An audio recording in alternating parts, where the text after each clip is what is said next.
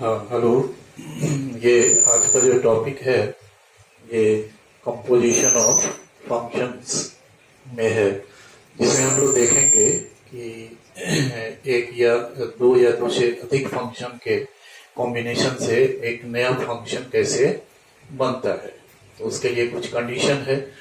तो पहले हम कुछ लिख के रखे हुए हैं, इसको पहले देखा जाए कि let f and g be two functions, then the combination of these two functions to get a new function is called the composition of two functions. ठीक है।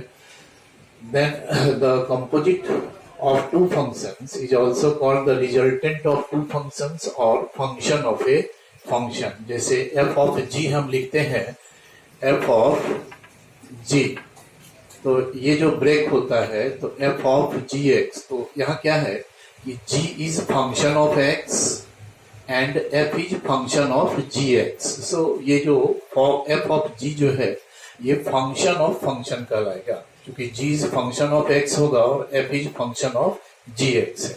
तो वही चीज हमने यहाँ लिखा है। सेकेंड लाइन है, उसको पैराग्राफ उसको देखिए कि if f from a to b and g from b to c be two functions, then the composition of these two functions is a chain process.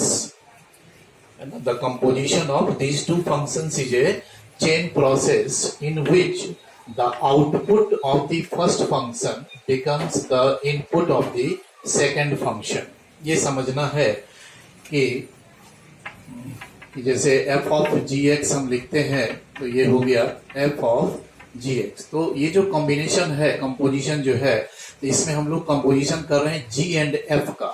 ये ध्यान रखना है, ये f ऑफ g जो है तो इसमें पहले पढ़ेंगे ये कंपोजिशन होगा g एंड f का। और यदि इस तरह से हम लोग लिखें g ऑफ fx करें तो ये जो कंपोजिशन हो रहा है ये f एंड g का हो रहा है, ठीक है। और ये जो कंपोजिशन है ये g एंड f का है। तो इसमें क्या हो रहा है, ये फर्स्ट फंक्शन है, ये सेकंड फंक्शन हो गया। तो फर्स्ट फंक्शन का जो इनपुट हमने दिया x, g फंक्शन में इनपुट डाले x, तो आउटपुट क्या हो गया, gx हो गया। तो जो फर्स्ट फंक्शन का जो आउटपुट है gx वो सेकंड फंक्शन का यहाँ इनपुट हो जा रहा है। तो ये एक चेन प्रोसेस होता है। मान लीजिए कि और भी फंक्शंस दो या दो से अधिक का भी कंपोजिशन होता है, तो उसमें चेन होते जाएगा कि एक फंक्शन का जो आउटपुट होगा वो दूसरे का इनपुट हो जाएगा, फिर दूसरे फंक्शन का जो आउटपुट होगा वो तीसरे का इनपुट हो जाएगा एंड सो ऑन। तो वही चीज इसमें हमने लिखा है, जैसा ध्यान दिया जाए कि if f from a to b, g from b to c be two functions, then the composition of these two functions is a chain process in which the output of the first function becomes the input of the second function। ठीक है। इसके बाद हमने लिखा है कि under the rule, यानी function भी तो एक रूल ही होता है ना। तो वो रूल कभी f फंक्शन f से डिनोट होता है, वो रूल कभी g से डिनोट होता है। तो वो हमने लिखा है कि अंडर द रूल और function f, under the rule f या under the function f, for every x belongs to a there is exactly one element fx which belongs to set b। वो यहाँ है कि under the rule f for every x belongs to a there is exactly one element fx तैयार होगा which belongs to set b। And under the rule g, फिर ये g rule जो है g फंक्शन ऑपरेट करेगा, तो under the rule g for every fx belongs to b there is exactly one element gfx। g function में input डालेंगे fx, तो gfx one element मिलेगा हमको gfx जो कि c में बिलोंग करेगा। तो कहने का ये मतलब हुआ कि thus for every x belongs to a there is exactly one element gfx which belongs to c। So set a के हर एक एलिमेंट का सेट c के किसी न किसी एलिमेंट के साथ में मैपिंग पॉसिबल होगा। वही कह रहा है कि for every x belongs to a there is exactly one element fx जो आउटपुट होगा which belongs to set b। And under the rule g there is exactly one element for all fx belongs to b, for every fx belongs to b there is exactly one element gfx which belongs to c। So ultimately हम लोग देख रहे हैं कि set ए का जो एक element है x, वो सेट सी के एक एलिमेंट जी एफ एक्स से एसोसिएट हो जाता। तो ये जो एसोसिएशन होता है सेट ए और सेट सी के एलिमेंट्स के बीच में जो एसोसिएशन होता है वो ये composite function G of F के चलते हो रहा है। तो वही हमने फिर यहाँ लिखा है कि thus for every X belongs to A there is exactly one element G F X belongs to C. This results in a new function from A to C as shown in the figure. ठीक है, next फिर उसी को आगे हमने यहाँ कुछ लिखा है, तो इसको देखिए फिर हम लोग प्रॉब्लम वगैरह पर आएंगे। ये देखिए कि thus if f from a to b and g from b to c be two functions, कोई दो फंक्शन है, then the composite function of f and g is a function gof from a to c and defined as, कैसे operate करेगा g of fx, तो g fx पहले ये जो x है वो इनपुट जाएगा f फंक्शन में fx बनेगा और वो fx इनपुट हो जाएगा g फंक्शन का। ठीक है, hence ये g ऑफ f जो a to c जो फंक्शन है ये कंपोजिट फंक्शन एक रूल है, या g O f a to c भी एक फंक्शन है यानी एक रूल है। किसका किसका कंपोजिट फंक्शन है, तो f a to b and g b to c का ये कंपोजिट फंक्शन है g O f a to c। वो करता क्या है ये रूल, तो which associates each element of set A to a unique element of set C. तो ये हो गया। उसी तरह से कंपोजिशन होगा, तो कंपोजिशन कभी g ऑफ f हो सकता है, तो आपको कभी f ऑफ gx ये भी मिल सकता है। ये जब ऑपरेट करेगा तो ये g एफ एक्स बनेगा और ये जो ऑपरेट करेगा तो f ऑफ gx बनता है। ठीक है, इसके बाद हम लोग आए कि कुछ नेसेसरी कंडीशन है जो कि कंपोजिशन किसी फंक्शन का हर हमेशा एग्जिस्ट नहीं करता। तो कंपोजिशन कब होगा और कब वैलिड नहीं होगा, इस पर थोड़ा सा हम लोग विचार करते हैं। ठीक है,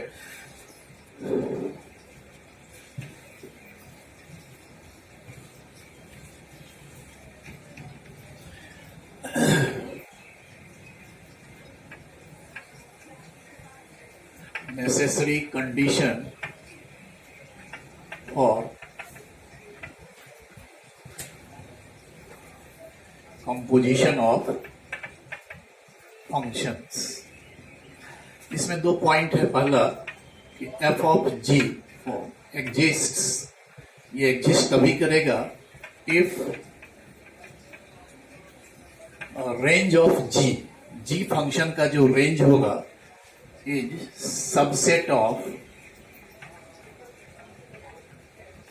domain of f, है ना। ये f ऑफ g तभी एग्जिस्ट करेगा जब range of g is subset of domain of f हो।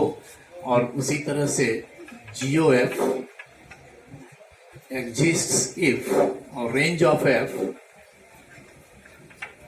Is subset of domain of g होता है। ये कंडीशन है ना, कि f ऑफ g एग्जिस्ट करेगा जब g का रेंज f के डोमेन का सबसेट होगा। g ओ f एग्जिस्ट करेगा जब f का रेंज g के डोमेन का सबसेट हो। ये दो शर्त है। उसके बाद है कि यदि मान लिया जाए कि f ऑफ g या g ओ f एग्जिस्ट कर गया, तो फिर शर्त ये होगा, बात होती है कि f यदि a टू b है और g यदि b टू c है, तो मान लीजिए कि जी ओ एफ एग्जिस्ट कर गया तब, जबकि एफ का जो रेंज है वो जी के डोमेन का सबसेट हो जाएगा, तो एग्जिस्ट कर जाएगा। अब एग्जिस्ट करने के बाद हुआ कि ये जी ओ एफ तो सिंबल है, फंक्शन का सिंबल है, जैसे एफ सिंबल होता है फंक्शन का। अब इसका हमको डोमेन और को डोमेन इंडिकेट करना है, तो याद रखना है कि जी ओ एफ का डोमेन जो होगा वो एफ का डोमेन होगा। Domain of G O F is equal to domain of F. उसके बाद को डोमेन ऑफ जो जी ओ एफ होगा वो कितने के बराबर होगा, तो को डोमेन ऑफ जी के बराबर होगा। ठीक है, जो कंपोजिट फंक्शन है उसका डोमेन जो इनपुट एक्चुअली होता ये है कि जब आप इसको ब्रेक करेंगे तो ये तो इस तरह से ब्रेक होगा जी ऑफ एफ एक्स। तो ये जो एफ फंक्शन इनपुट ले रहा है वो तो अपने डोमेन से लेगा, एफ के डोमेन से लेगा। तो इस फंक्शन का जो कंपोजिट फंक्शन का जो डोमेन होगा वो डोमेन ऑफ एफ ही लिया जाता है, चूंकि इनपुट पहले एफ फंक्शन ले रहा है। ठीक है, और जो को डोमेन है वो जी फंक्शन। उसी तरह से फिर होगा कि डोमेन ऑफ एफ ओ जी यदि हम निकालेंगे तो ये डोमेन ऑफ जी के बराबर होगा, वो डोमेन ऑफ एफ ऑफ जी जो भी हम निकालते हैं तो वो को डोमेन ऑफ एफ के बराबर होता है। ठीक है, ये सारा चीज है। उसके बाद एक दो पॉइंट और हमने लिखवाया है उसमें पीडीएफ में कि it may be possible that GOF exists but FOG doesn't exist. हो सकता है कि जी एफ एंड जी का कंपोजिशन एग्जिस्ट कर गया बट जी एंड एफ का कंपोजिशन एग्जिस्ट नहीं किया। ध्यान रखिएगा, इसको हम लोग पढ़ते हैं composition of F and G और इसको पढ़ेंगे composition of G and F. तो संभव है कि जीओएफ एग्जिस्ट कर जाए और एफओजी एग्जिस्ट नहीं करे। ठीक है, अब है दूसरा पॉइंट लिखे हैं कि जीओएफ एंड एफओजी मे और मे नॉट बी इक्वल। कभी हो सकता है उस फंक्शन का जो आउटपुट है जीओएफ का और एफओजी का इक्वल भी हो, कभी नहीं भी हो सकता है। ये सब बात है। ठीक है, नेक्स्ट आते हैं हम लोग, एक छोटा सा बड़ा अच्छा रिजल्ट है, एन इंपॉर्टेंट रिजल्ट करके हमने लिखा है उसको, एन important result ये है कि the composite function of a function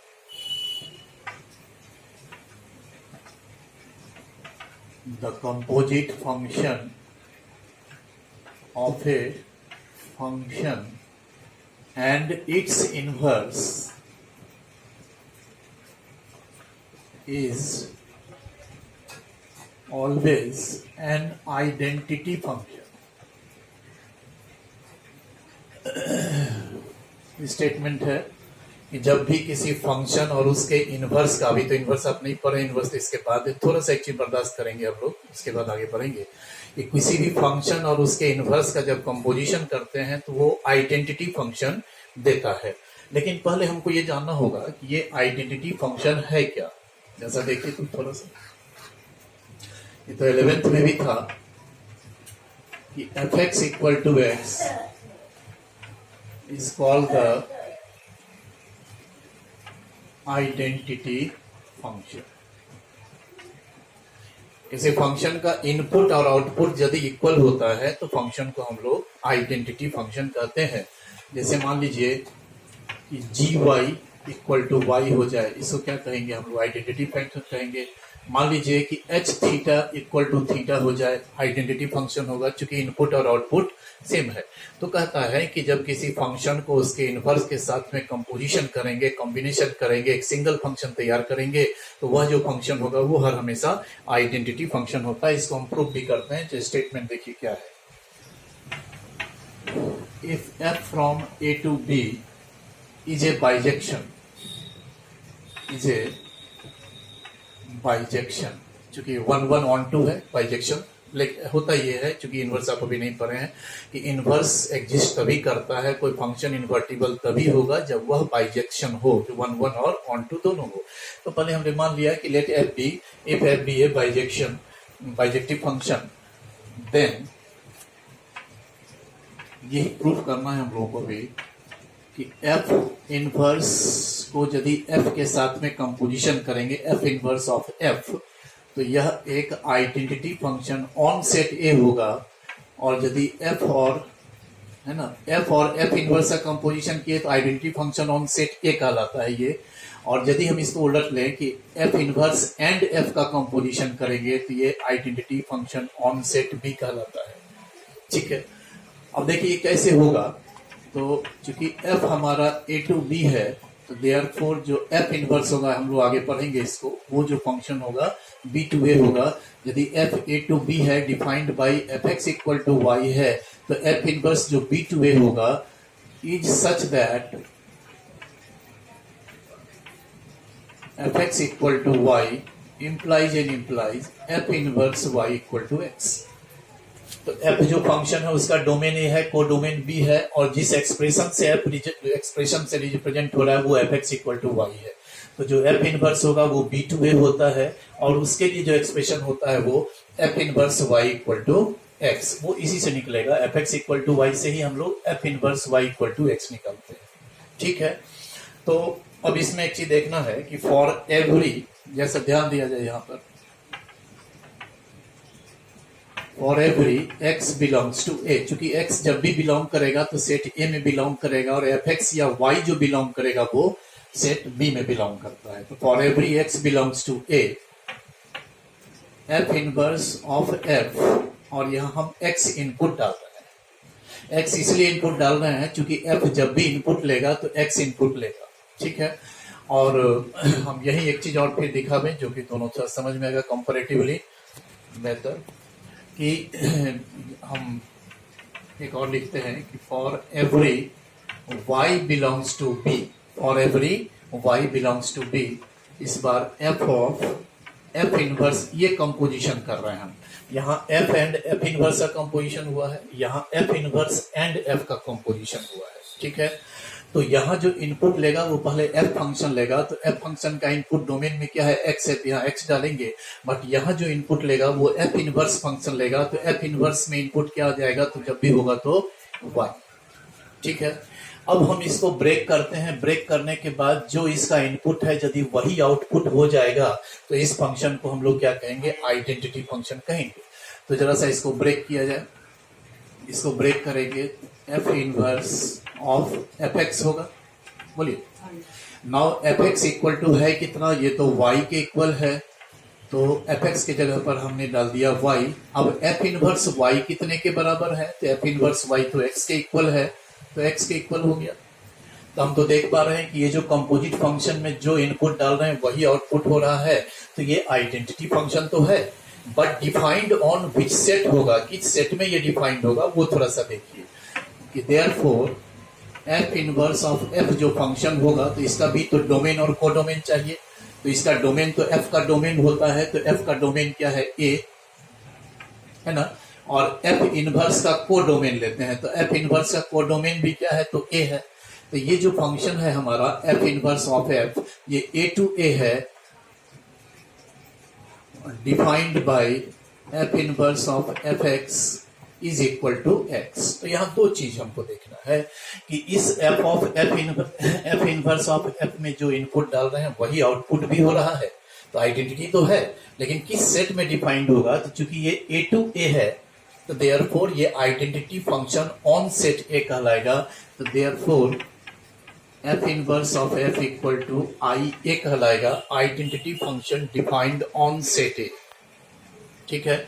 next जब हम लोग इसमें कर रहे हैं तो यहाँ देखिए क्या होगा, इसको जब ब्रेक करेंगे तो f of f inverse y हुआ। नाउ f इनवर्स y कितने के इक्वल है, x के इक्वल है, तो यहाँ हमने x डाल दिया। नाउ जो टर्म हमारा तैयार हुआ वो fx हुआ, fx कितने के इक्वल है, तो fx तो फिर ये y के ही इक्वल है। तो हम देख पा रहे हैं कि यहाँ भी जो कंपोजिशन हुआ है f इनवर्स और f का, उसमें जो इनपुट है वही आउटपुट है, तो आइडेंटिटी तो ये भी हुआ, लेकिन इन विच सेट, किस सेट में ये डिफाइंड होगा, तो उसके लिए हम लोग लिखते हैं, देखिए कि f ऑफ f इनवर्स जो फंक्शन है इसका डोमेन हम लोग क्या लेंगे, तो f इनवर्स का डोमेन लेंगे, तो f इनवर्स का डोमेन क्या है, b है, b2, और f का कोडोमेन लेंगे तो f का कोडोमेन भी तो हमारा b ही है ना, एंड ये है कि f of f inverse b2b है, and defined by f of f inverse y equal to y। तो आइडेंटिटी भी है, लेकिन किस सेट में डिफाइंड होगा, क्योंकि b2b है, तो ये कहलाएगा identity function defined on set b। तो ये हम लोगों को आगे इसका यूज आएगा, अभी तो नहीं है, आगे हम लोगों को इसका यूज आता है जब इनवर्स में हम लोग जाएंगे। तो इनवर्स निकालने का दो मेथड होता है, उसमें से एक मेथड ये भी हम लोग यूज करते हैं कि कोई फंक्शन और उसके इनवर्स से कंपोजिशन से आइडेंटिटी फंक्शन मिलेगा। अब वो किस सेट में डिफाइंड है वो तो डिपेंड करेगा इस पर कि f of f inverse b2b है, ये IB कहलाएगा, और यहाँ जो f इनवर्स ऑफ f जो है वो a टू a है, तो ये identity function on set a कहलाता है, ठीक है। तो ये तो हो गया।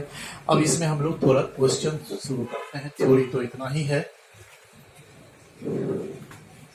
देखिए तो यहाँ भी जो कंपोजिशन होगा भाई हम शुरू से ही फंक्शन में दिखाए जा रहे हैं आपको कि फंक्शन में दो तरह का क्वेश्चन, एक तो ऑर्डर पेयर में जब होता है तब कैसे हम लोग काम करेंगे, और जब फंक्शन हमारा किसी एक्सप्रेशन से रिप्रेजेंट हो तब हम लोग क्या करेंगे। तो हम दोनों तरह का प्रश्न रखे हैं, उसको जरा सा देखिए।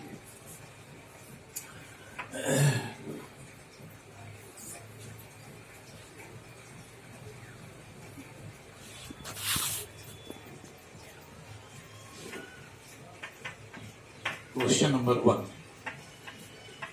लेट f फ्रॉम एक सेट दिया है 1 3 4 to 1 2 5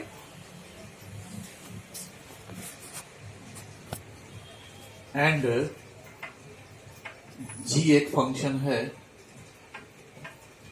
1 2 5 to 1 3। ये f का डोमेन है, ये को डोमेन है, g का डोमेन है, g का को डोमेन है, बी गिवन बाय, अब ये ऑर्डर पेयर में दिया f इक्वल टू है 1 2 3 5 4 1, ये f फंक्शन है, एंड g भी ऑर्डर पेयर में है 1 3 2 3 5 1। ठीक है, तो राइट डाउन या फाइंड GOF। तो यहाँ जो कंपोजिशन होगा, तो यहाँ तो कोई एक्सप्रेशन में तो है नहीं फंक्शन, तो यहाँ हम लोग पहले तो ये देखेंगे कि हमारा GOF एग्जिस्ट करता है कि नहीं। तो एक चीज पहले हम लोग कर लें कि f जो फंक्शन है इसको थोड़ा सा देखिए। इनपुट आउटपुट में यदि हम लिखते हैं तो यदि f फंक्शन में इनपुट 1 है तो उसका आउटपुट तो इमेज तो ये होगा 2 होगा, f1 इक्वल टू 2। फिर उसी तरह से f3 इक्वल टू क्या होगा 5, एंड f4 कितने के बराबर होगा 1 के बराबर। फिर g फंक्शन हमको दिया हुआ है 1 3 2 3 5 1, है ना। तो यहाँ पर देखिए कि g में यदि इनपुट 1 डालेंगे आउटपुट 3 होगा, यदि इनपुट 2 डालेंगे आउटपुट अगेन 3 होता, g में यदि इनपुट 5 डालते हैं तो आउटपुट 1 होता। तो जब हमको GOF निकालना है तो इसके लिए शर्त ये होगा कि जो f का रेंज जो है वो g के डोमेन का सबसेट हो, प्रॉपर इम्प्रॉपर जैसा भी, बट सबसेट होना चाहिए। ठीक है, तो अब देखिए कि GF फंक्शन का जो रेंज है वो क्या है। तो रेंज जो होता है वो तो सेकंड एलिमेंट जो होता है ऑर्डर पेयर का वही इमेज बनता है, वही रेंज में आएगा। तो 2 5 1 ये हमारा f फंक्शन का रेंज हुआ। अब देखें कि डोमेन ऑफ g कितना है, तो g का डोमेन भी आप देखिएगा 1 2 5 ही है, ये भी 1 2 5 है। तो हम लोग कह सकते हैं ना कि range of f is subset of domain of g, so GOF exist करेगा। ठीक है, तो अब कैसे इसको निकालेंगे हम लोग, इसको देखिए।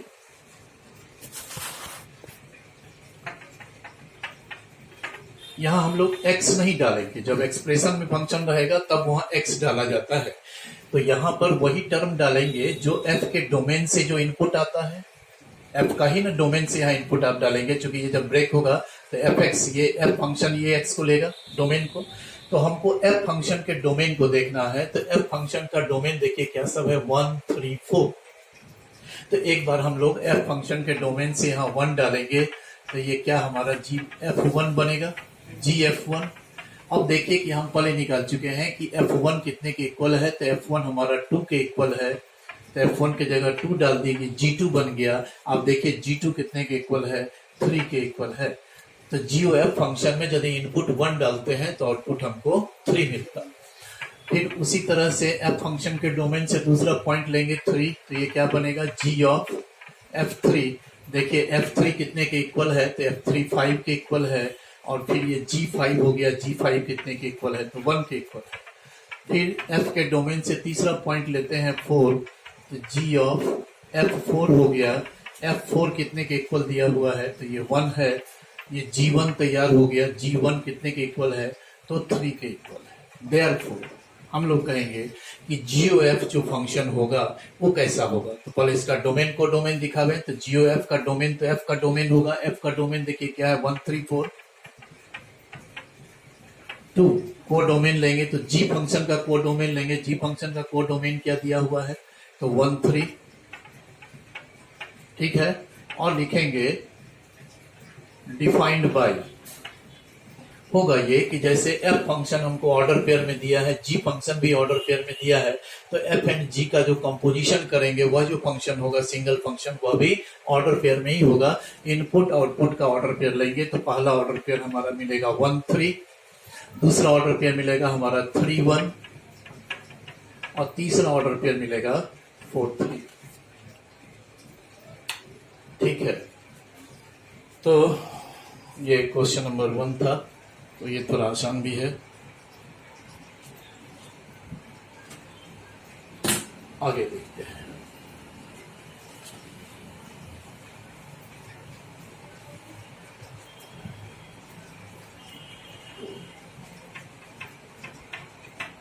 Question number 2, let A equal to दिया हुआ है r minus 7/5 all real number excluding 7/5 and b equal to दिया हुआ है r माइनस 3/5, ठीक है।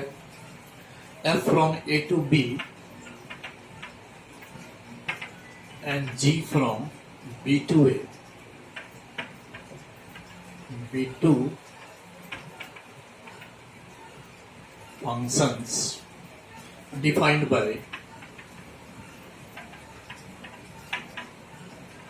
fx equal to 3x plus 4 by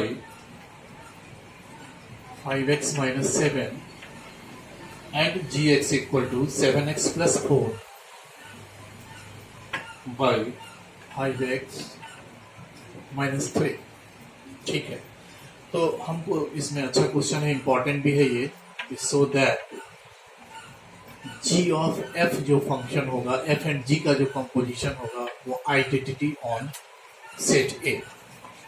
तो यहाँ एक चीज ध्यान रखना है कि जब भी हम लोग computation of G O F करेंगे तो एफ का जो रेंज है वो जी के डोमेन का सबसेट होना चाहिए, ये शर्त होता है। लेकिन यहाँ क्या है कि जब आप जी ओ एफ फंक्शन निकालेंगे तो वो जो होगा डोमेन किसका लेगा, एफ फंक्शन का लेगा, तो एफ फंक्शन का डोमेन तो ए है, और जी फंक्शन का को डोमेन लेगा तो जी का को डोमेन भी ए है। तो अब तो यहाँ स्पष्ट हो गया कि जो एफ फंक्शन का जो रेंज होगा, एफ फंक्शन का जो रेंज होगा, एफ फंक्शन का रेंज, तो वह भी किस में जाएगा, तो बी में जाएगा। नहीं, जीओ एफ हम निकाल रहे हैं तो जीओ एफ में इसका जो डोमेन होगा वो एफ का डोमेन होगा, है ना, और जो इसका को डोमेन होगा वो जी फंक्शन का को डोमेन होगा, तो जी फंक्शन का भी को डोमेन ए है। तो ये ए टू ए जब फंक्शन होगा तो वहां पर आपको ये इसके रेंज देखने की आवश्यकता नहीं है। क्यों नहीं है, थोड़ा सा देखिए। क्योंकि एफ जो फंक्शन है वो ए टू बी है और जी जो फंक्शन है वो बी टू ए है। तो जो एफ फंक्शन का रेंज जो जाएगा वो तो इसके को डोमेन बी में जाएगा, और रेंज जो इमेज जो होगा एफ फंक्शन का वो तो सेट बी में जाएगा, और जी फंक्शन का भी जो डोमेन है वो तो सेट बी ही है। तो निश्चित रूप से एफ फंक्शन का रेंज भी बी सेट में ही जा रहा है, और वही बी सेट हमारा जी का डोमेन भी है। तो निश्चित रूप से एफ फंक्शन का जो रेंज होगा वो जी के डोमेन का सबसेट ऑलरेडी होगा ही। तो यहाँ पर हमको चेक करने की आवश्यकता, इसका रेंज निकालने की आवश्यकता नहीं है। लेकिन यदि आप चाहेंगे तो रेंज एफ का निकल भी सकता है, अगर कहें तो हम निकाल के दिखा दें। तो पहले हम देखते हैं, आवश्यकता नहीं है लेकिन यहाँ कंप्यूटेशन ऑफ और रेंज ऑफ एफ 11th में ही था इस सब तरह का बात। देखिए एफ एक्स को हर हमेशा हम लोग वाई मान लेते हैं, जैसे ऑन टू में करते हैं ना, बिल्कुल वही काम हमको यहाँ भी करना है कि एक्स को इन टर्म्स ऑफ वाई हमको निकालना है, X in terms of Y. तो 4 + 7y, एक्स को कॉमन ले लेंगे, 5y - 3 and therefore x equal to हो गया 4 + 7y / 5y - 3। ठीक है, अब देखिए रेंज कैसे निकलता है। जो रेंज जो होगा डोमेन में, तो x का सेट, x को कलेक्ट करेंगे तो वो डोमेन होगा, और y का जो वैल्यू होगा वो रेंज देता है आउटपुट फंक्शन का। तो देखिए कि चूंकि x हमारा बिलोंग कर रहा है डोमेन में, f फंक्शन का डोमेन क्या है जरा सा देखिए, r माइनस 7/5। तो यदि x हमारा इस सेट में बिलोंग करता है कि सारा रियल नंबर है, इसमें सिर्फ 7/5 नहीं है, तो ये तो तय है कि देयरफॉर x इज रियल। ठीक है, अब इस इक्वेशन में देखें इस रिलेशन में कि यदि इसका LHS रियल होगा तो इसका RHS भी तो रियल होना पड़ेगा, है ना। तो यहाँ y का कोई भी रियल वैल्यू हम देंगे तो x हमारा रियल ही होगा, except when denominator is 0। y के जिस पॉइंट पर y के जगह यदि हम 3/5 पुट कर दें, 3/5 पुट कर देंगे तो ये हमारा फिर डिफाइंड नहीं रह जाएगा। अदर देन 3/5 y की जगह हम कुछ भी डालेंगे तो ये डिफाइंड होगा। तो इसको लिखा जाता है इस तरह से कि for x to be real y can take all real values except when 5y minus 3 equal to 0। इसको बढ़ाएंगे, that is y equal to 3/5। यानी ये जो हमारा x है वो y के हर एक वैल्यू पर ये रियल ही होगा x, सिर्फ जब y हमारा 3/5 हो जाएगा तब ये डिफाइंड नहीं रहेगा। तो so y can take all real values except when 5y minus 3 equal to 0, that is when y equal to 3/5। तो therefore जो y है मेरा वो बिलोंग करेगा किसमें, सारा रियल नंबर लेगा एक्सक्लूडिंग 3/5। तो जो y का वैल्यू आया वही हमारा रेंज हो गया। अब देखिए कि f का जो रेंज है, therefore रेंज ऑफ f आ गया r माइनस 3/5। ये f फंक्शन का रेंज आ गया हमारा r माइनस 3/5। तो यही तो हमारा सेट r माइनस 3/5 ही तो सेट b है, बोला जाए। हाँ, तो f फंक्शन का जो रेंज आ गया मेरा वो सेट b हो गया, और इसका g फंक्शन का जो को डोमेन है, सॉरी डोमेन जो है, g फंक्शन का जो डोमेन है वो भी सेट b ही है। ऑल्सो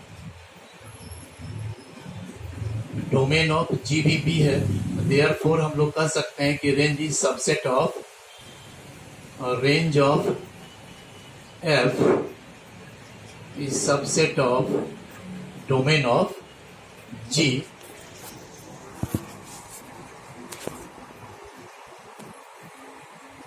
सो क्या निकालना था हमको, GOF एग्जिस्ट कर गया। लेकिन इस प्रश्न में हम आपको बताएं कि जहां आप देख पा रहे हो कि f भी हमारा a टू b है और g भी हमारा b टू a है फंक्शन, तो f फंक्शन का जो रेंज आएगा वो तो सेट b में ही जाएगा, कोडोमेन में ही जाएगा रेंज। तो f फंक्शन का रेंज भी सेट b है और g फंक्शन का डोमेन भी सेट b है, तब तो इसका जो रेंज है वो g के डोमेन का सबसेट ऑलरेडी हो ही जाएगा। तो ऐसे में आपको चेक करने की आवश्यकता नहीं है, हमने सिर्फ निकाल के दिखा दिया आपको। ठीक है, मूल जो प्रश्न है उस पर हम लोग आ रहे हैं। देखिए, तो बॉप एग्जिस्ट कर गया, GOF एग्जिस्ट कर गया। तो GOF जो फंक्शन होगा वो क्या होगा, तो f का डोमेन लेगा। तो f का डोमेन देखिए कितना है, a है, और g का को डोमेन लेगा तो वह भी a है। तो ये a टू a होगा, defined by GOFX equal to, ये क्या बनेगा, G ऑफ fx बनेगा। हमको दिखाना ये है कि ये जो GOF f और g का जो कंपोजिशन है वह आइडेंटिटी फंक्शन है। तो आइडेंटिटी तो तब होगा जो इसमें इनपुट है वही इसका आउटपुट भी हो जाए। अब देखिए क्या करते हैं, fx के जगह पर हम लोग ये टर्म डाल दें, 3x प्लस 4/5x माइनस 7 डाल दिए। अब ये हम g फंक्शन पर आ गए। g फंक्शन कैसे ऑपरेट कर रहा है देखिए कि इसमें जो भी इनपुट है वो 7 से मल्टीप्लाई होगा इनपुट, फिर प्लस 4 होगा और नीचे फिर 5 से मल्टीप्लाई होगा माइनस 3 होगा। तो इसमें जहां जहां x गया हुआ है वही x के जगह पर ये होल टर्म रखेंगे हम लोग g फंक्शन में। तो ये क्या दे देगा, तो 7 into 3x plus 4/5x minus 7 plus 4 और नीचे हो गया 5 into 3x plus 4/5x minus 7 minus 3। इसको ब्रेक करते हैं तो 21x plus 28 minus plus 20x minus 28, फिर ऊपर ब्रेक करें 15x plus 20 minus 15x plus 21, ये कैंसिल हो गया, यहाँ से ये कैंसिल हो गया, 41x बाई 41 ये भी कैंसिल हो गया, तो x हो गया। तो हम तो देख पा रहे हैं कि इस फंक्शन का जो इनपुट है वही इसका आउटपुट भी हो रहा है, तो ये आइडेंटिटी तो होगा, ठीक है। देयरफॉर हम लोग कहेंगे कि GOF(x) equal to x and GOF जो फंक्शन है वो हमारा कहाँ से कहाँ है, A टू A है। तो एक तो पहचान हो गया कि आइडेंटिटी है, चूंकि जो इनपुट है वही आउटपुट है, तो identity function defined on which set, तो ये देखना है कि GOF तो A टू A है, ये आइडेंटिटी ऑन सेट A कहलाएगा। तो देयरफॉर हम लोग कहेंगे कि GOF equal to identity function on set A। यही टाइप सबसे महत्वपूर्ण होता है आप लोगों के एग्जाम के लिए, यही पूछा भी जाता है। देखिए फिर अब आगे करें, ये क्वेश्चन नंबर 1, 2 हो गया, ठीक है। थर्ड भी हम उसी तरह कर लिए हैं, चूंकि एक ही टाइप का क्वेश्चन आप देखेंगे तो जाके थोड़ा पकड़ हो पाएगा, ठीक है।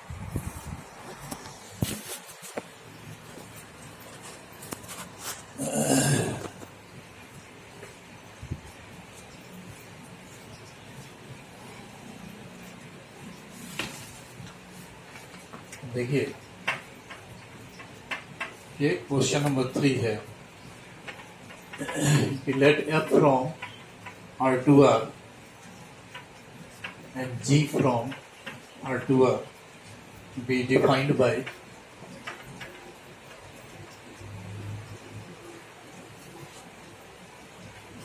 fx equal to x plus 1 and gx equal to x minus 1, ठीक है। इसमें हमको शो करना है कि so that f of g equal to g of f equal to identity on R, ठीक है। तो यहाँ भी समझना है हमको कि अगर मान लीजिए कि GOF निकालते हैं तो f का जो रेंज होगा वो कहाँ जाएगा, R में ही जाएगा, और g का जो डोमेन है वह भी R ही है। तो यहाँ आपको उसका रेंज को डोमेन का रेंज जो है वो डोमेन का सबसेट दिखाने की आवश्यकता नहीं है, यहाँ ऑलरेडी दोनों एग्जिस्ट करेगा, है ना। f of g and g of f exist, both f of g and g of f exist, यहाँ दोनों एग्जिस्ट करेगा, ठीक है। अब पहले हम एक निकालते हैं, तो f ऑफ g x यदि हम यहाँ डालें ये क्या बन जाएगा, f ऑफ gx हो गया। gx फंक्शन देखिए कितना है, ये तो x माइनस 1 है, gx की जगह रख दिया। अब फंक्शन ऑपरेट करेगा तो f में तो जो भी इनपुट है आउटपुट में सिर्फ 1 ऐड कर देंगे इनपुट में, तो यहाँ जो इनपुट है उसमें 1 ऐड कर देंगे तो ये क्या आ गया, x आ गया। सो आइडेंटिटी है। अब लिखेंगे हम लोग कि देयरफॉर f ऑफ g जो फंक्शन होगा वो इसमें g का डोमेन लेंगे, तो g का डोमेन हमारा R है और f का को डोमेन भी हमारा R है, और defined by f of gx is equal to x। तो ये तय हो गया कि आइडेंटिटी तो है ही, but defined on set R to R है, देयरफॉर हम लोग कहेंगे f of g equal to identity on R। उसी तरह से GOF(x) निकालेंगे, तो देखिए fx कितना दिया हुआ है, x प्लस 1, और g फंक्शन पर है तो g में जो भी इनपुट होगा आउटपुट में 1 माइनस हो जाएगा, आउटपुट में 1 माइनस करेंगे, अगेन x आ गया। फिर हम कहेंगे GOF में भी f का डोमेन देखिए R है और g का को डोमेन भी R ही है, और defined by GOF(x) equal to x। तो आइडेंटिटी है लेकिन किस सेट में डिफाइंड है, R में, तो देयरफॉर हम लोग कहेंगे कि GOF ये भी आइडेंटिटी ऑन सेट R ही कहलाएगा, ठीक है। तो ये क्वेश्चन नंबर 3 भी हो गया। अब देखिए थोड़ा सा चेंज है, ये सारा इंपॉर्टेंट हमने दाग भी लगाया है, वेरी वेरी इंपॉर्टेंट करके इन सब प्रश्नों में हम दाग लगाए हैं, तो एग्जाम के लिए खास इन सबको ध्यान रखना होगा।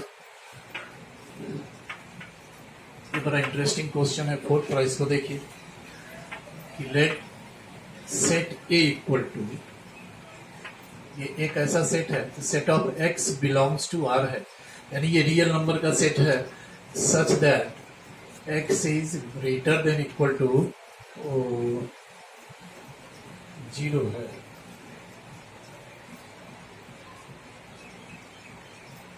हो सकता है क्वेश्चन यही होगा, x greater than equal to 0 less than equal to 1 है, ये सेट ए दिया हुआ है। तो इसको सिंपली आप ऐसे भी लिख सकते हैं कि ये जो है मेरा वो close interval 0 to close interval 1, same चीज है। सेट ए हमारा एक इंटरवल दिया हुआ है, ठीक है। अब कहता है कि if f from a to a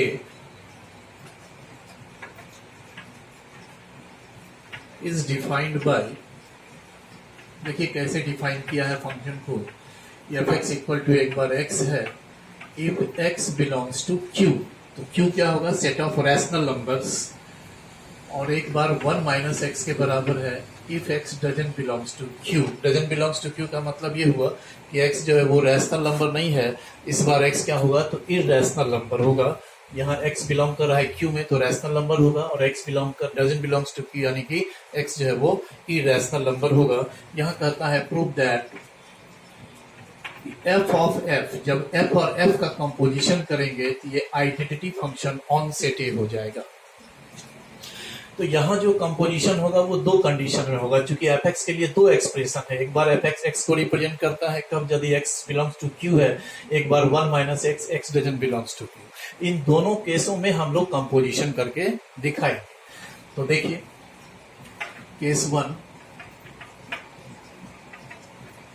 when X belongs to Q, F X जब हम लोग इसको ब्रेक करेंगे तो आसान है, एफ ऑफ एफ एक्स होगा, ये एफ एक्स यदि एक्स क्यू में बिलोंग करता है तो एफ एक्स कितने के बराबर है, एफ एक्स तो एक्स के इक्वल है, एक्स डाल दिया हमने एफ एक्स के जगह पर, फिर हमारा ये एफ एक्स ही तैयार हुआ, अगेन एफ एक्स कितने के बराबर होगा, तो एक्स के ही बराबर होगा, बोलिए, सिंस एक्स बिलोंग कर रहा है क्यू में, तो F of F x equal to X हो गया, तो आइडेंटिटी तो हो गया। ऑल्सो एफ ऑफ एफ जो फंक्शन होगा वो कहाँ से कहाँ डिफाइंड होगा, तो एफ का डोमेन लेंगे ए ही होगा, फिर एफ का को डोमेन भी तो ए ही होगा, और defined by F of F x equal to X, तो देयरफॉर एफ ऑफ एफ जो होगा वो identity function on set A कहलाएगा। ओके, अब जो सेकंड केस है इधर करना पड़ रहा है।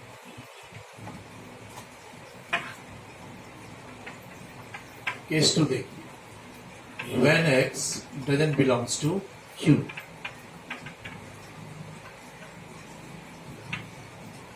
ठीक है, तो यहां तो x doesn't belongs to q है, तो fx हमारा कितना होगा, 1 माइनस एक्स के बराबर होगा, तो यहां हमने 1 माइनस एक्स डाल दिया। समझने वाली बात यह है कि यदि x हमारा इरेशनल नंबर है तो 1 माइनस एक्स भी तो हमारा इरेशनल नंबर ही होगा। 1 से किसी इरेशनल नंबर को सब्ट्रैक्ट करेंगे तो जो रिजल्टिंग नंबर होगा इरेशनल ही होगा।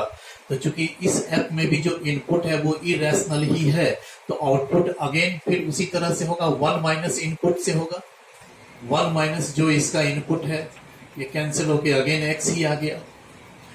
फिर हम लोग कहेंगे कि एफ ऑफ एफ जो फंक्शन है वो a टू a है, defined by F of F x equal to X, तो देयरफॉर यह भी identity function on set A होगा।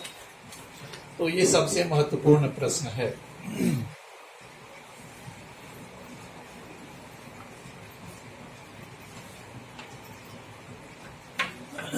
Question number 5,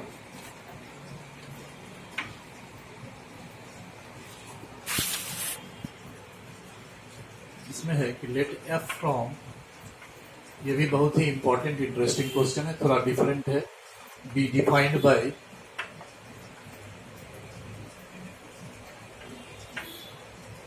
F x equal to X plus 2,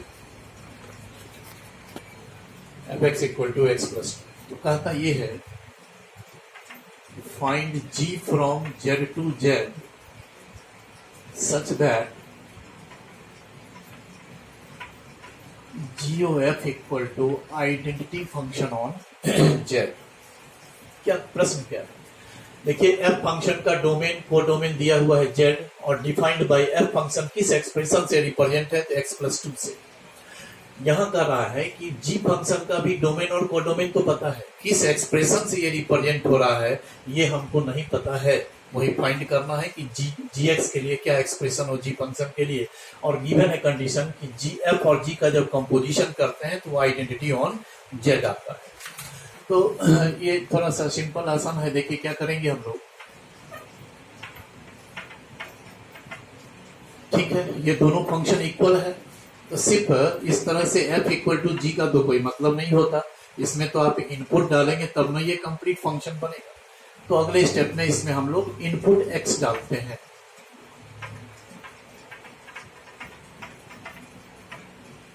ठीक है, तो ये तो हमारा ऑपरेट कर गया g ऑफ fx में, और ये क्या देगा? ध्यान रखना है कि आइडेंटिटी फंक्शन में जो भी इनपुट होता है वही आउटपुट होता है। आइडेंटिटी फंक्शन का तो पहचान हमने बोला कि f यदि आइडेंटिटी होगा कब? यदि fx इक्वल टू x। तो IA या IZ आइडेंटिटी कब होगा? यदि इसमें इनपुट x डालें और आउटपुट भी x। तो IZ identity function on z है तो उसमें जो इनपुट है वही आउटपुट भी होगा, ये तय है। अब देखिए क्या करें, तो यहाँ fx के जगह पर हम लोग x+2 पुट कर दें। ठीक है, लेकिन ये g फंक्शन डिफाइन नहीं हुआ। अगर ऐसा होता कि gx इक्वल टू x+2 तो समझ में आता है कि ये g फंक्शन डिफाइंड हो गया, इसमें तो उसी वेरिएबल रहता है। ये g किसका फंक्शन है ये सिर्फ रिप्रेजेंट होता है। यहाँ तो x+2 आ गया, यहाँ यदि x होता यहाँ x+2 होता तो आंसर आ गया था, और वो नहीं आया है। तो इसके लिए थोड़ा सा एक अंतर करते हैं हम लोग, चेंज करेंगे बात को, जैसा ध्यान दीजिए कि लेट x+2 को हमने क्या मान लिया? y। तो x इक्वल टू कितना हो जाएगा? तो ये जो फंक्शन है वो क्या हो गया? x+2 की जगह पर हमने y रख दिया और x के जगह पर हमने क्या रख दिया? y-2 रख दिया। तो हमारा यहाँ तो सिंगल टर्म तो आ गया, ये फंक्शन ऑफ y तो हो गया। यदि इसमें हम लोग वेरिएबल को चेंज कर दें, फंक्शन में यदि वेरिएबल को चेंज करते हैं तो फंक्शन पर कोई असर नहीं पड़ता है। आप साइन थीटा लिखिए या साइन x लिखिए या साइन y लिखिए। तो साइन x लिखेंगे तो sine is function of x, sine theta लिखेंगे sine is function of theta. वहां वेरिएबल के चेंज होने से कुछ नहीं होता। तो सीधे हम लोग इंप्लाई करेंगे कि gx इक्वल टू x-2 और यहां लिख देंगे चेंजिंग द वेरिएबल। ठीक है, देयरफॉर g जो फंक्शन है वो z हुआ defined by gx equal to x-2। यहाँ g फंक्शन के लिए एक्सप्रेशन नहीं था, वो निकालना था। ठीक है, 5 नंबर भी हो गया। अब एक और भी बड़ा इंटरेस्टिंग और इम्पोर्टेंट क्वेश्चन है, इसको भी देखिए।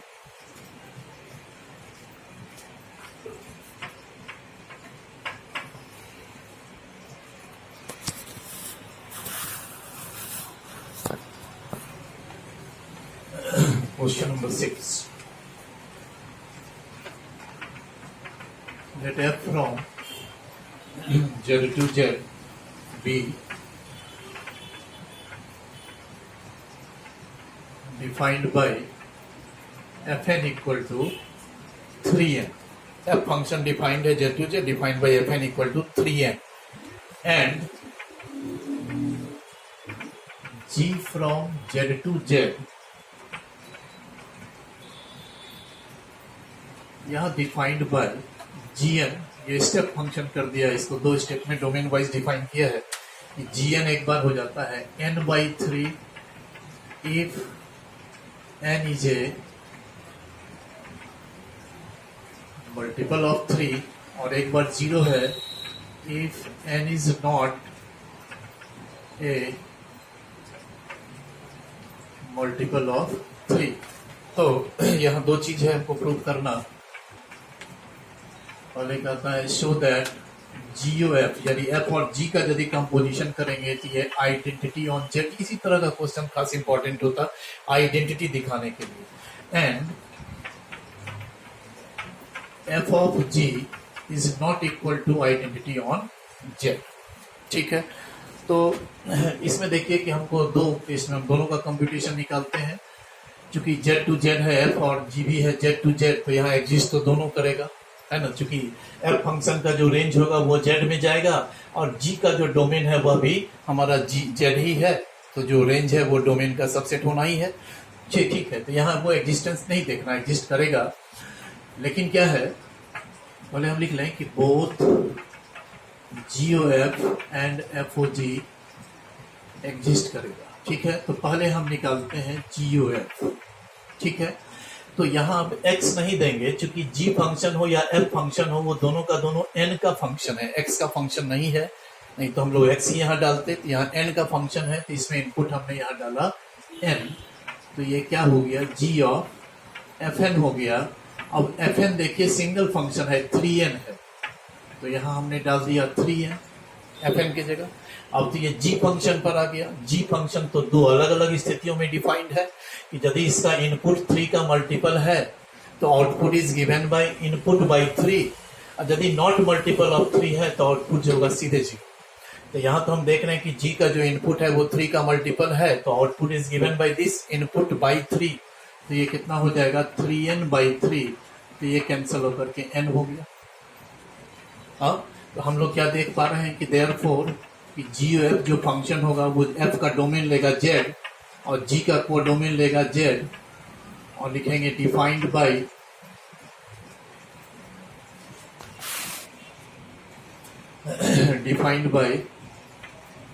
GOFN equal to n। तो ये आइडेंटिटी तो होगा ही, किस सेट में होगा, तो ऑन सेट z, तो इसे कहा जाता है GOF इक्वल टू IZ। ठीक है, लेकिन हम लोग देखें कि सेकंड क्या होता है, ये सब एकदम एग्जाम में तय रखना कि यही सब क्वेश्चन आएगा, इसमें कोई शंका नहीं है। जो हमने दाग लगाया है वेरी वेरी इंपॉर्टेंट लिखा है, आप देखेंगे कि हर एग्जाम में वो क्वेश्चन ही रहेगा या उससे संबंधित बातें होंगी। नेक्स्ट देखिए, ये तो कंप्यूटेशन ऑफ GOF हो गया। अब हम लोग निकालते हैं f ऑफ g। यहाँ भी g फंक्शन का इनपुट तो n ही लेंगे, चूंकि यहाँ भी वेरिएबल तो n ही है। ठीक है, तो जब हम लोग इसको ब्रेक करेंगे, ये हमारा तैयार हो गया f ऑफ gn। ठीक है, अब ये दिक्कत ये है कि gn जो है वो तो दो अलग अलग टर्म है। gn एक बार ये होता है n/3, एक बार 0 होता है। तो यदि हम gn फंक्शन के पहले f लगा देंगे, यहाँ अगर हम f लगाते हैं तो f यहाँ भी लग जाएगा, यहाँ भी लग जाएगा। क्या समझे, हमने बोला कि f gn है, तो gn तो मेरा डिफाइंड है ही, तो यहाँ यदि हम f लगा देंगे, f gn, यहाँ f लगाएंगे, कंपोजिशन करेंगे, तो यहाँ भी तो f लग जाएगा। तो f gn का भी हमारा दो वैल्यू हो जाएगा, एक बार हो जाएगा f n/3 इफ जो कंडीशन है उतर जाएगा, इज ए मल्टीपल ऑफ, और एक बार ये 0 दे दिया, if n is not a multiple of 3। ठीक है, अब देखना ये है कि ये तो f फंक्शन पर आ गए। f फंक्शन में तो इनपुट जो भी होगा आउटपुट उसका 3 टाइम्स शिफ्ट लेना है f फंक्शन। तो यहाँ इनपुट n/3 है, तो आउटपुट क्या होगा, f फंक्शन का आउटपुट तो 3 इंटू इनपुट होता है, तो 3 इंटू n/3 होगा, और यहाँ क्या होगा, तो 3 इंटू 0 होगा। बोलिए, if n is a multiple of 3, if n is not a multiple of 3। तो देखिए ये क्या हो रहा है, एक बार n दे रहा है, if n is a multiple of 3, एक बार 0 दे रहा है, इफ n इज,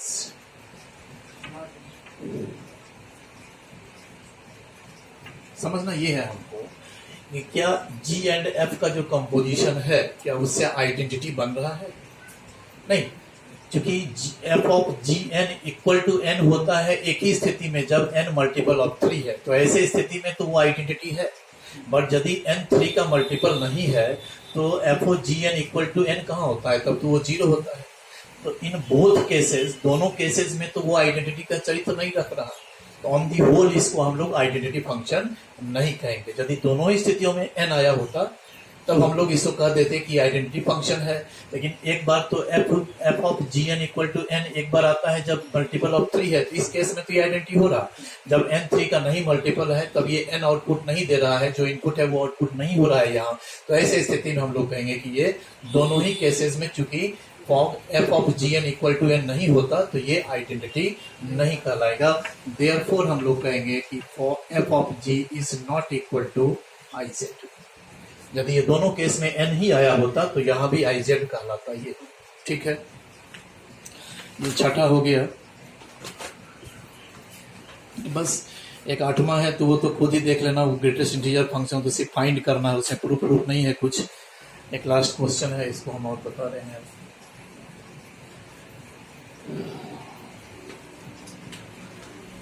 ये भी इसी तरह से मिलता जुलता बात है सारा question. Let f from R to R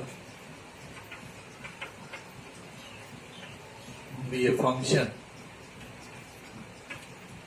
given by fx equal to ax plus b, fx equal to ax plus b।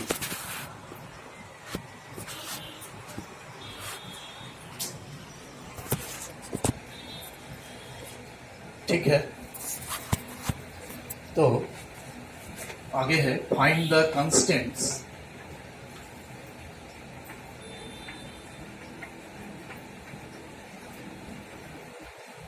A and b such that f of f equal to identity on R. कि जब f और f का combination करते हैं, composition करते हैं, तो identity function on are है। तो आप a और b जो फंक्शन में इन्वॉल्व है f x equal to a x plus b, जो a और b कांस्टेंट है वो फाइंड करना है। कुछ नहीं है, ये जो कंपोजिशन दिया हुआ है इसको सिर्फ लेके चले। अब इसमें क्या डालें, तो इनपुट डालें इसमें। तो इनपुट तो वेरिएबल देखना होगा, वेरिएबल तो यहाँ x ही है, इसमें n था तो n डाले थे हम लोग। अब ये तो f ऑफ एफ एक्स में ब्रेक किया और ये हमारा सीधे x के इक्वल देगा, क्योंकि आइडेंटिटी फंक्शन है ना, वो आइडेंटिटी फंक्शन में तो जो भी इनपुट होगा वही आउटपुट होता है, तो I R X equal to X ही होगा। ठीक है, अब इसको हम लोग ब्रेक करें तो एफ एक्स की जगह पर क्या डाल देंगे, ए एक्स प्लस बी। अगेन हम एफ फंक्शन पर ही है, फिर उसी तरह से ऑपरेट करेगा कि एफ में जो भी इनपुट है वो ए से मल्टीप्लाई होगा प्लस बी करेंगे। तो इस बार इनपुट ये है तो ये होल इनपुट जो है वो ए से मल्टीप्लाई होगा और प्लस बी करेंगे। इसको फॉलो किए, एफ फंक्शन को फॉलो किए। अब इसको ब्रेक करेंगे तो A square X plus A B plus B equal to X. अब हम लोग लाइक टर्म के कोफिशिएंट को कंपेयर करें। कंपेयरिंग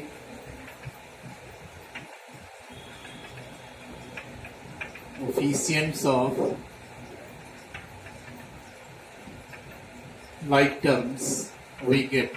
like terms क्या होगा, तो LHS में x है हमारा, RHS में भी x है, तो यहाँ x का जो कोफिशिएंट है वो a स्क्वायर है और यहाँ कुछ नहीं है तो 1 है x का कोफिशिएंट। एंड LHS में जो कांस्टेंट टर्म है वो है हमारा ab plus b, but RHS में कोई कांस्टेंट नहीं है तो 0। इससे आगे बढ़ेंगे तो a का 2 वैल्यू आ गया प्लस माइनस 1। ठीक है, अब a का दोनों वैल्यू इसमें पुट करके हम b का 2 वैल्यू निकालने का प्रयास करेंगे। देखिए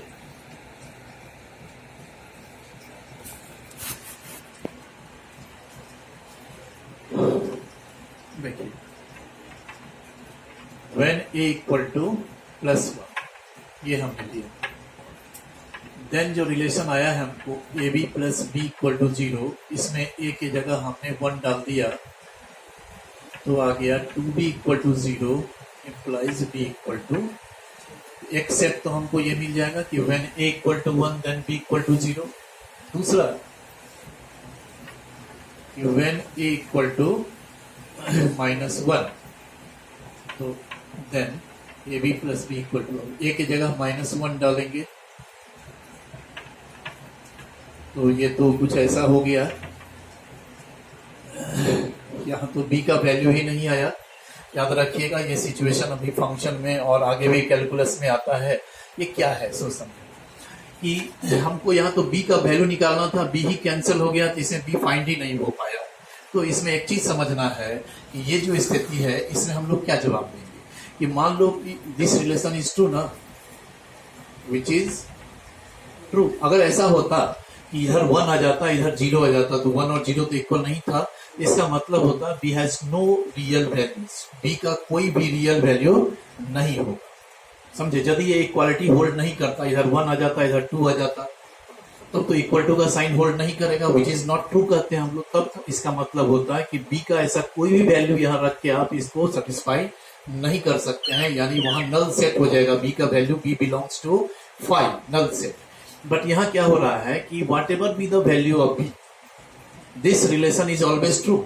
अगर मान लीजिए b अगर 2 है तो यहाँ 2 होगा, तो यहाँ -2 होगा, कैंसिल हो गया 0। b यदि 3 है तो यहाँ -3 होगा, तो 3 - 3 कैंसिल हो गया 0। So here b can take all real values. वो तब लिखेंगे जब ये जो इक्वालिटी है यदि होल्ड कर जाए, ये रिलेशन ट्रू हो जाए, तब हम लोग कहेंगे b can take all real values. और यदि ये इक्वालिटी होल्ड नहीं करता, इधर 0 इधर 1 आ गया, इधर 1 इधर 3 आ गया, तो ऐसे स्थिति में रिलेशन ट्रू नहीं होता, तो b can not take any real value, b belongs to 5 हो जाता।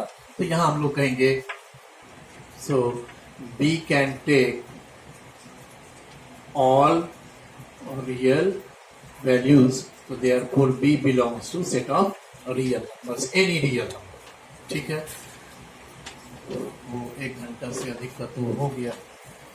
ठीक है, और लास्ट क्वेश्चन है वो तो ग्रेसिजल फंक्शन है, वो तो आप भी फाइंड करना है, निकाल लोगे, इसमें कोई दिक्कत नहीं है। ठीक है, बस यहीं तक लास्ट करते हैं हम लोग, काफी समय हो रहा है, चैप्टर पीछे हुए।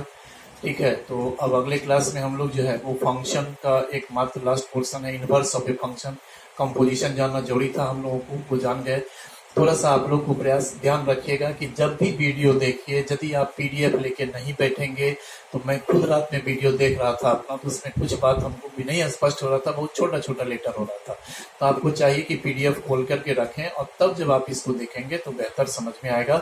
तो नेक्स्ट क्लास हम फिर पीडीएफ आपको भेजेंगे इनवर्स का, उसके बाद एक क्लास और जाएगा या 2 क्लास, उसके बाद फंक्शन आपका समाप्त हो जाएगा। तब हम लोग इनवर्स ट्रिग्नोमेट्रिक फंक्शन स्टार्ट करेंगे। ओके।